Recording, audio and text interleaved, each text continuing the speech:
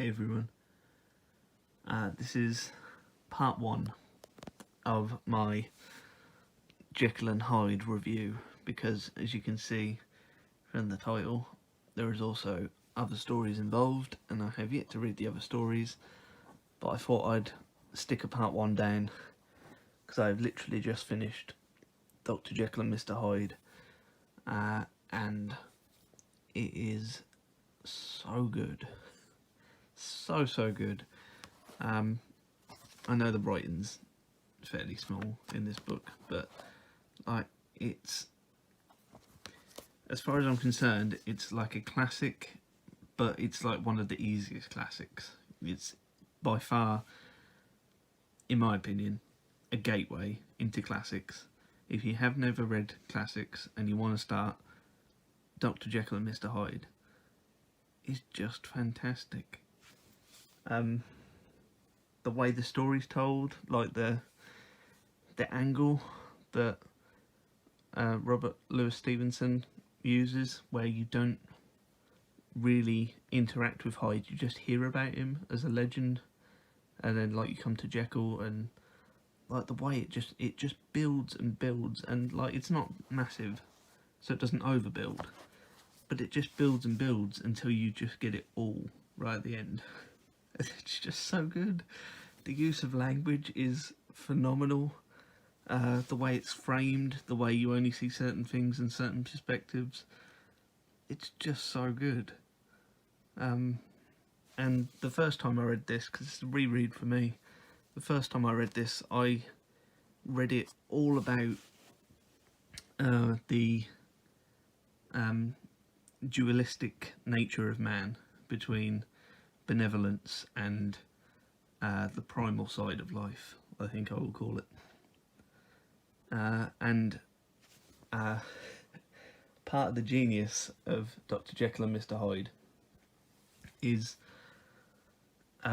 Stevenson tells you that he's depraved and he's done these things, and they're terrible things, but he doesn't tell you what, and you just fill in the blanks with your own imagination, which is part, for me, obviously there's a bit of me being revealed here rather than Stevenson, but part extraordinarily dark. Like the worst things you could think of could fit there. If the worst things you could think of aren't terribly, I mean obviously, if they're the worst things you can think of, they are the worst things, but let's say you come across a new horror in life, a new depravity of humankind, you can slot that into this book. Like, it just fits perfectly, and that's just so clever to do that, and to let the reader make it as dark as they possibly can. It's just genius, next level. So yeah, Dr. Jekyll, Mr. Hyde, really good read, just fantastic. And if you're a quick reader, I wouldn't be surprised if you can get through this in a single sitting, because it is not massive. So yeah, of the short stories in this Wordsworth classic, Dr. Jekyll and Mr. Hyde is a go from me. I'll see you in a second for part 2, I suppose. Hello again, part 2. Naturally, after finishing Jekyll and Hyde, I went on to The Merry Men. I must confess that The Merry Men is short. It is a slog. It is a very difficult classic to read, and I will hopefully explain why. On the back here you can see it is laid out as a gripping Highland tale of shipwrecks and madness. And Stevenson takes this chap who goes to one of the isles in the Highlands, and he's got family out there, and he goes and he sees them, and the family speak in the local accent, the local dialect, which is just a very thick Scottish accent. And the problem, all the problems, come from the fact that every single time he writes about someone who's a local, they speak exactly in that dialect, and it comes out phonetically on the page. So you have to think in a Scottish dialect, and like many classics, they use words that are no longer with us and no longer in date, but also they use words that are no longer with us, no longer in date, and practically impossible to decipher because they're in this thick Scottish accent. I found it very, very difficult to get through, to get by. I'm okay with understanding the Scottish accent, but this is like thick country, loner, like it's just so hard to decipher. And there's huge chunks of this tale that are written in that voice and around that voice, and it's very, very difficult to keep up with. The story itself is actually quite interesting, in that this guy who lives in this house next to a famous site of shipwrecks, he now gets his kicks by waiting for a storm, and then he goes out to this viewing point and he watches and he waits for ships to wreck and listens to people die. It is fairly dark, I'm sure you can agree. And then, like, things happen that are like culturally appropriate to Scotland, which, I mean, in this book, in this version, the Wordsworth classic, there's little footnotes which so far I've been ignoring, but there was one in particular I was like, okay, I want to know what that is. So I went and found out, and it was quite helpful. Unfortunately, I'm not a religious person, I'm an atheist. The Merry Men centres massively around Christian beliefs, and the Christian beliefs of the man from Edinburgh who goes out to see his family and the people who already live there. And it is, I mean, maybe if you're Christian, like, you really get into that side of this particular short story. But for me, didn't quite hit the spot. I was surprised beyond belief to find out that the Merry Men aren't men, but they are in fact these two rocks that stick out of the ocean. And it turns out when the waves come crashing in from this point where this man looks out to see the ship's wreck, these rocks make a sound between water and air that sounds like men being drunk, being happy, being, you know, uncaring about the rest of the world. So, like, I mean, maybe there's more depth to this than I care to read into. I'm actually sure there is. But for me, the Merry Men, not much of a classic, and exceptionally difficult to read at the parts where it goes full Scottish. So yeah, if you want a challenge, by all means, part 2, The Merry Men by Robert Louis Stevenson.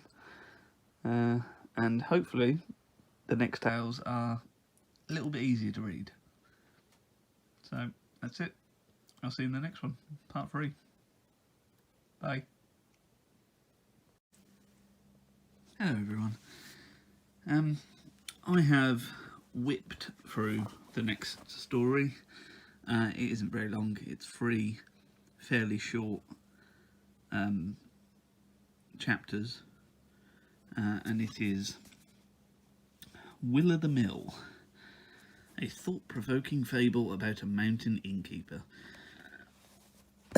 And, I mean, it's such a short, it's barely worth reading, right?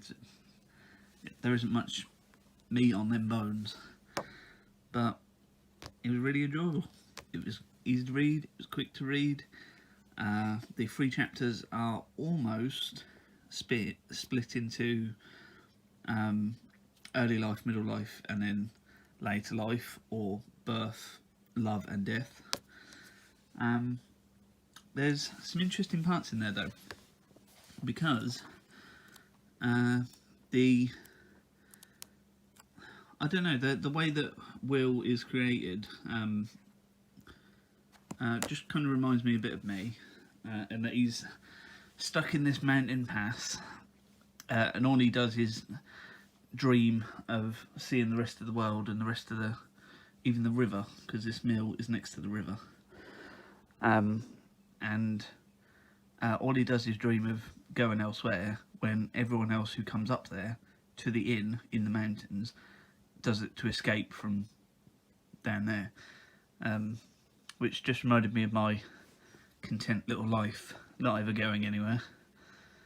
And also he has reactions to things, like he sees his love picking flowers, and she says she wants to pick them and have them close to her because they make her happy, and he says, wouldn't they be better off staying in the ground? Which is an argument I've long made about flowers. I don't understand the need to bring them indoors just so they can die. Just let them be. But yeah, it really is an interesting little tale. But little is the opportune word there, I'm afraid. You can whip through it in, the first chapter's the hardest of them all, but you could probably whip through it in an hour. Probably less, considering how some of you seem to read. But yeah, this small tale by Robert Louis Stevenson, Willow the Mill, is good, but I wish it was a bit longer. So yeah, on we go. Next story. Hey everyone, another story down. This one is so short it's not even chaptered, it is just a single bundle of words. This one is Markheim, the sinister study of the mind of a murderer. It is swimming in Christian gibberish, back and forth. The opening is it's a portrayal of a mentally disturbed person, so as you might expect, it is just scattered to the winds. Very difficult to keep up with. And then the devil appears, and this murderer kind of sits and talks with the devil, and maybe, again, if you're Christian, like, you're going to get something from it. I feel there might have been a few light jabs at Christianity in there, but unfortunately, Markheim, not terribly entertaining and not terribly worth your time, in my opinion. Okay, so on to the next one. See you in a second. And we're back. And we're another story down. This time it was Thorn Janet, a spine-chilling tale of demonic possession. It isn't spine-chilling, it's boring. Once again, for unknown reasons, it's in this ridiculous, like, this first opening bit here, this first opening section, normal. And then for the rest of the story, back into that terrible Scottish phonetic. Like, you just can't tell what's going on. It's just awful. Someone needed to tell Stevenson a bit of truth, and they needed to tell him to stop all this terrible writing. I mean, the story is borderline nonsense. There's parts of it that you can't even guess at what's going on, because everything's been phonetically spelt and then apostrophed out. Like, yeah, mental. Don't know why you would. I really don't. Thorn Janet, don't read it unless you want a real serious challenge. Hello again. It has been an unreasonable amount of time for me reading this next story. I have moved on, naturally, to Ulala. Not Ulala, but Ulala, a name. Which is concerning vampirism in a Spanish mountain. And as for reading this selection of short stories, Ulala is exceptional. Stevenson has a proven worth for a kind of veiled horror. And in Ulala you get veiled horror, naturally, and you also get his first kind of deepening work of romance, and his use of words and his prose and his way of explaining things is exceptional. So exceptional, when I first came across the first part, that kind of blew my mind, that I took a picture of it so I could read it again later. And that first bit that blew my mind, you read for a bit of the story, you get to it, and then there's another kind of chunk of story where things get kind of drawn out, and I say that like not in a bad way, but this chunk of text was just so fantastic to me that the rest of the words couldn't quite compete. So this was like a high, and then it was back down to normal, and then later on you get more heights. But anyway, long and rambling this may be, I would highly recommend Ulala. It is fascinating, it is mysterious, it is unfortunately, I will say this, unfortunately riddled, like most of Stevenson's other works, with his Christian views, and the ending is particularly a little heartbreaking. But whilst reading it, I was thinking there are vampire tales today that I would assume the authors of those tales, the Twilight series and many others like it, I would assume those authors have had Ulala to read, because it shows sort of a defining influence, considering it was written before any of them, and it's possible that those authors had never heard of it and that they never came anywhere near it, but I think that would be unlikely in the grand scheme of things. But anyway, Dr. Jekyll and Mr. Hyde, top story, love it to bits. Ulala, top story, like it a lot. And we're back. With the final part, I am immensely tired. I'm a little bit tired. I mean, you think this little thing won't be much, but with its tiny writing and its ridiculous Scottish ways, good grief, it was a bit of a struggle at times. The last story, The Treasure of Francard, or Francard, was actually quite fun. It read well, there was no Scottish gibberish, there wasn't much by way of mystery or sci-fi or fantasy or anything like that, and the characters were certainly unique, I'm going to call them, but it was actually worthy of being read. I like when he's not babbling about Christian stuff, when he's not just drawling over the page with Scottish shorthand babble, which, by the way, I flicked to the back of the book, and a glossary of terms for all the Scottish stuff, and like, for a start, if I'd have known that was there, I might have looked at the odd thing. I didn't, so I went through the whole thing like a blind man in the dark. So what's the point? But outside of those poorer stories, Robert Louis Stevenson writes quite well for my liking. I only wish he would have turned his attention slightly to the kind of story that we got in Jekyll and Hyde, or Ulala, or The Treasure of Frankar.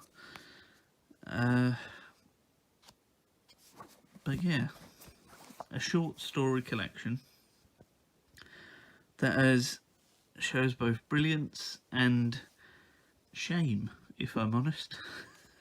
So yeah, I can't imagine how long this video is going to be, but it's probably been overly long, so I apologise. But I hope you found something useful, and that's it, folks. That's all I got. Farewell.